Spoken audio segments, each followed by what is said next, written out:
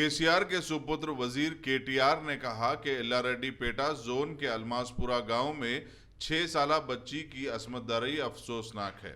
हैदराबाद के नीलोफर हॉस्पिटल में जेर इलाज लड़की को देखकर केटीआर ने मुतासरा खानदान को तसल्ली दी। केटीआर ने कहा कि ये अफसोसनाक है कि कम्युनिटी में इस तरह के वाकयात हो रहे हैं। खानदान ने केटीआर से मांग की कि मुलजिम को सख्त सजा मिलनी चाहिए। केटीआर ने यकीन दिलाया कि मुतासरा खानदान का हर मुमकिन ख्याल रखा जाएगा।